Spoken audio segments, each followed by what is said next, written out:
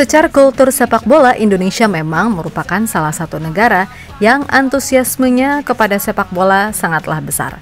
Dan soal fanatisme, itu nggak usah ditanya, walaupun masih ada orang-orang yang salah kaprah ngertiin itu semua, sehingga jadinya malah menjurus ke hal-hal negatif. Namun di luar itu semua, soal fanatisme itulah yang menjadi salah satu daya tarik bagi para pemain mengapa mereka memilih Indonesia sebagai karir internasional. Terutama bagi pemain-pemain keturunan. Nah, bagi pemain-pemain yang ibaratnya baru aja join beberapa bulan seperti Ole, Joey, Emil, dan James, tentu ini adalah pengalaman yang dianggap luar biasa. Pasalnya, sambutan yang diberikan fans beneran luar biasa besar. Selain itu, sorotan kepada mereka pun kini juga 2 kali lipat jauh lebih besar dari sebelumnya. Hal yang wajar karena bagi fans, para pemain beneran dianggap sebagai pahlawan. Bahkan Dean James, yang mengaku jika dirinya bukan siapa-siapa sebelum masuk timnas, kini beneran merasa jadi bintang yang performanya selalu diawasi. Itulah kenapa dia dan pastinya semua pemain bertekad untuk bisa memberikan yang terbaik bagi bangsa Indonesia. Sementara itu, meskipun masih ada beberapa pihak yang mungkin gak suka timnas maju, terutama dari orang-orang yang kalian tahulah siapa, tapi nyatanya tetap masih banyak kok yang mendoakan tim Garuda untuk terus terbang tinggi. Bahkan sekarang, doa dan dukungan itu juga datang langsung dari tokoh-tokoh sepak bola internasional. Hal yang tentu saja sangat positif, karena dalam situasi sekarang ini, tim Garuda memang banyak membutuhkan doa serta dukungan untuk bisa terus termotivasi di atas lapangan. Sehingga harapannya bisa meraih hasil positif untuk bisa ngamanin setidaknya posisi 4 di grup C.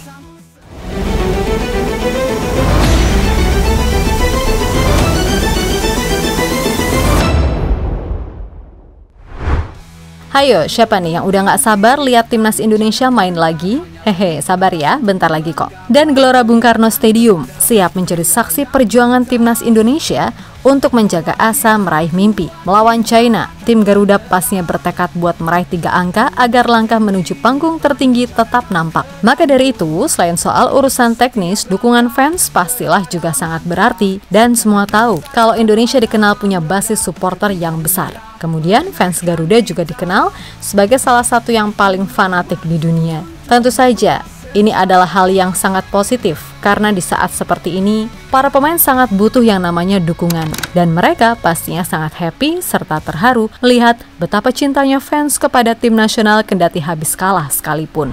Nah, berbicara soal perasaan, ada pun 4 pemain baru seperti Ole, Joey, Emil, dan James yang hitungannya masih beberapa bulan join, benar-benar gak bisa menyembunyikan rasa kagumnya kepada fans Indonesia. Dan bagi mereka, mungkin ini adalah pertama kalinya mereka dianggap seperti pahlawan. Bayangin, mulai dari datang, kemudian mau latihan, terus habis latihan, pokoknya selalu ramai. Bahkan Dean James mengaku jika sebelum menjadi pemain timnas Indonesia dirinya merasa hanya pemain biasa. Tapi setelah join Garuda, ia kini jadi banyak disorot. Dan bagi James atau Ole hingga Joey Pelupesi, Bali mungkin adalah tempat yang masih asing bagi mereka. Karena kota pertama yang mereka kunjungi di Indonesia adalah Jakarta. Nah, selama berada di Jakarta, James tahu jika para pemain maupun bis dari para pemain selalu mendapatkan kawalan dari polisi. Hal itu memang dilakukan agar perjalanan mereka tidak terganggu. Mungkin selama di Bali, kondisinya akan sedikit lebih dalam tanda kutip tenang. Tapi ketika mereka tiba di Jakarta lagi, fix suasananya nggak akan beda jauh seperti saat laga melawan Bahrain Maret kemarin. Hancurkan tembok sunyi, darah dan air mata jadi saksi mimpi, jadi pahlawan, bangun jembatan impian. Tinggi di depan, jangan kau gentar, hanya langit batas untukmu menggapai. Teriakan kepada dunia yang buta bahwa kita kuat, tidak akan menyerah jika kesempatan tak datang. Lebih lanjut, jika kita melihat waktu momen training, para pemain timnas terlihat enjoy ball, di mana mereka tampak bersemangat dan berusaha memberikan yang terbaik dalam setiap sesi. Termaksud dari apa yang ditunjukkan oleh Stefano Lillipali, Kapten Borneo FC yang akhirnya kembali masuk Garuda Calling tersebut, mengaku sangat antusias bisa bergabung dengan skuad Garuda. Dan so pasti Stefano bertekad akan memberikan segalanya demi bisa membayar kepercayaan dari pelatih.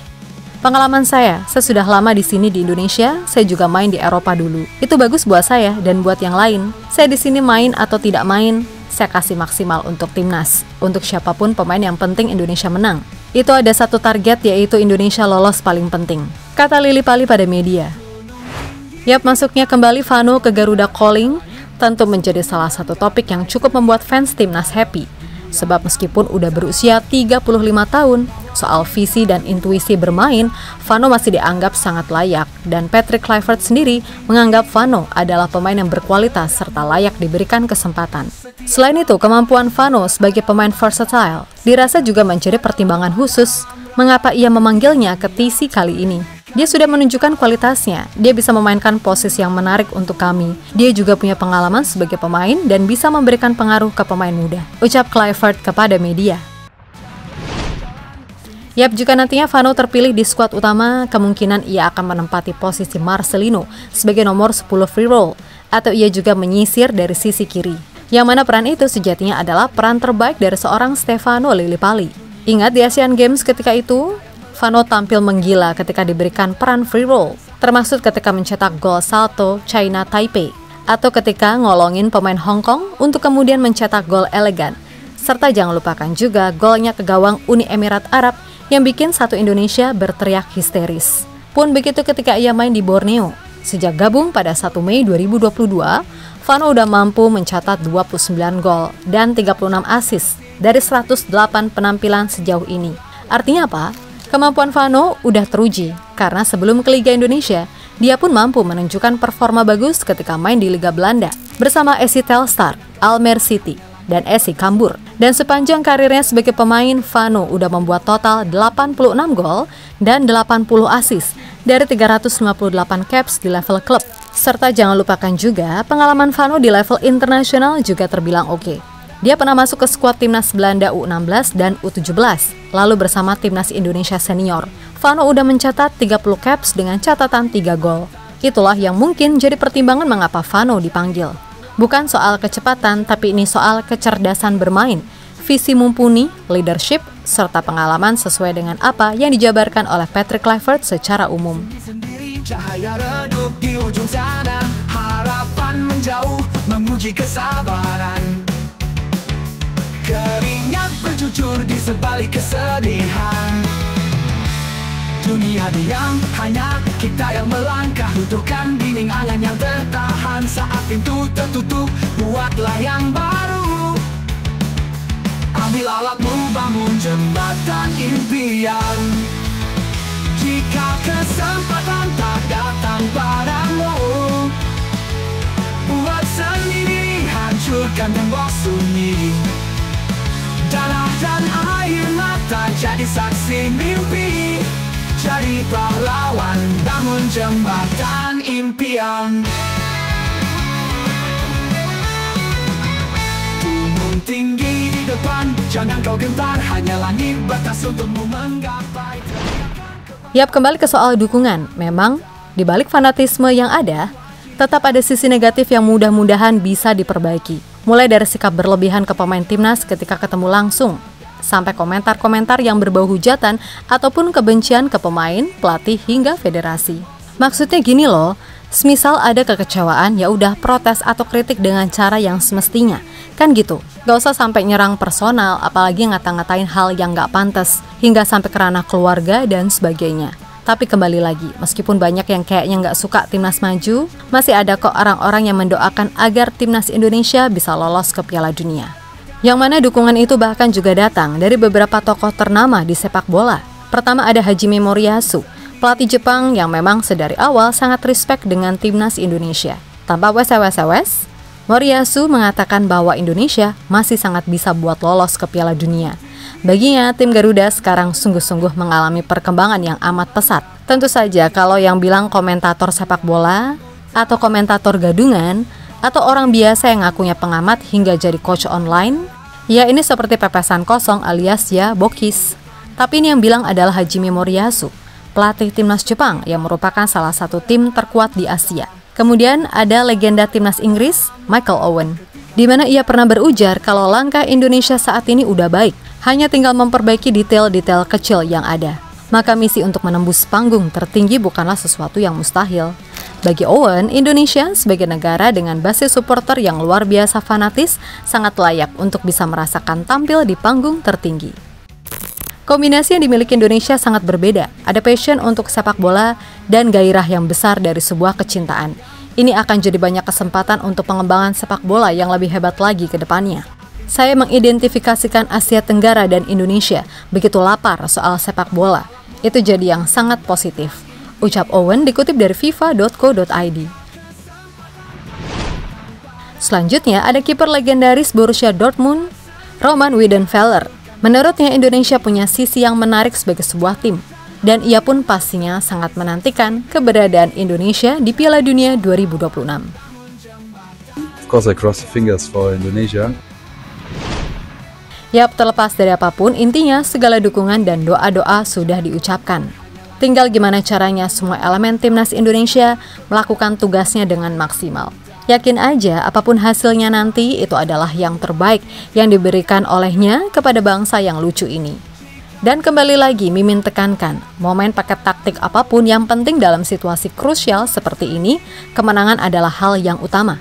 Toh menurut Alex Pastor sendiri, skuad timnas Indonesia saat ini lebih cocok dengan strategi Catenaccio ala Italia, di mana Catenaccio sendiri adalah taktik bertahan yang fokus pada pertahanan yang terorganisir dan efektif. Ya, kalau bahasa umumnya adalah taktik pertahanan Grendel, yang mana strategi ini mengandalkan serangan balik terhadap lawan, dan sifat dari taktik semacam ini lebih berorientasi pada hasil.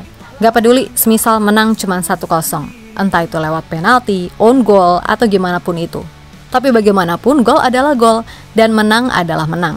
Dan faham pragmatisme seperti itu memang udah melekat erat dalam diri orang-orang Italia yang kini kembali banyak diadopsi oleh pelatih-pelatih kenamaan.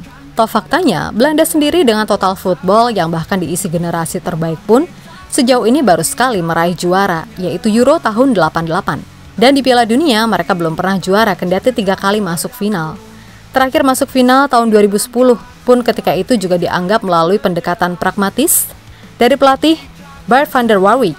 Terus di Piala Dunia 2014, saat Belanda jadi juara 3, Louis van Gaal juga menerapkan pola 3-5-2 dengan gaya pragmatis. Artinya, sepak bola intinya adalah soal hasil, terutama ya tadi, buat laga-laga yang sifatnya krusial. Ya sebenarnya nggak salah mau main nyerang, tapi percuma nyerang-nyerang, giliran keserang, sekali 2 kali jebol. Kalau kita kebobolan 5, bisa balas 6 mah nggak masalah. Lah, nyatanya kan enggak, kan gitu. Jadi moga-moga aja Kluivert bisa lebih jeli melihat sikon yang ada. So, kembali lagi buat semua elemen timnas Indonesia, berjuanglah dengan rasa bangga demi lambang Garuda di dada. Sehingga mudah-mudahan kita bisa menutup laga dengan senyuman sembari menyanyikan lagu Tanah Airku bersama-sama. Apapun yang terjadi, tetap semangat dan sukses selalu. Oke, kita Garuda. Dunia yang buta, bahwa kita kuat tidak akan menyerah. Gunung tinggi di depan, jangan kau kedammu.